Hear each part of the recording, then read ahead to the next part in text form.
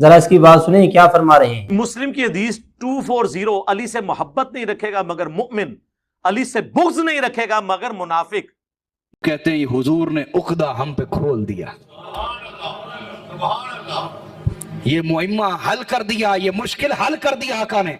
آقا علیہ السلام نے فرمایا یاد رکھو جو علی کی ذات ہے، کیا علی کی ذات ہے۔ صحیح مسلم میں، جامع ترمذی میں روایت ہے، سنن ابن ماجہ میں بھی فرمایا اے علی لا يحبك الا مؤمن ولا يبغضك الا منافق، اے علی سوائے مومن کے تجھ سے محبت کوئی نہیں کرے گا اور سوائے منافق کے تجھ سے بغض کوئی نہیں رکھے گا۔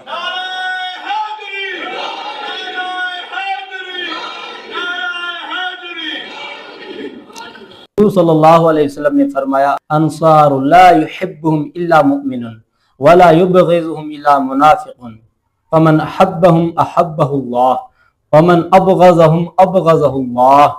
انصار سے کوئی محبت نہیں کرے گا مگر مومن، اور ان سے کوئی بغض نہیں رکھے گا مگر کوئی منافق۔ جو ان سے محبت کرے گا اللہ ان سے محبت کرے گا، جو ان سے بغض رکھے گا اللہ تعالیٰ ان سے بغض رکھے گا۔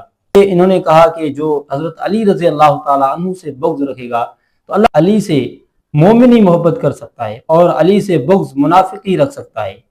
تو یہ بات تو صحیح ہے، لیکن بات حضور صلی اللہ علیہ وسلم نے انصار کے بارے میں کہی تو کیا وہ بات بھول جاتے ہیں آپ؟ انصار سے بغض رکھنے والا، ان سے عداوت رکھنے والا، ان سے نفرت کرنے والا، اگر وہ کافر نہیں ہو سکتا ہے تو پھر حضرت علی سے نفرت کرنے والا، آپ یہ کہتے ہیں کہ جو حضرت علی سے بغض رکھتا ہے، ان سے عداوت رکھتا ہے، اس کا ایمان ضائع ہو جاتا ہے۔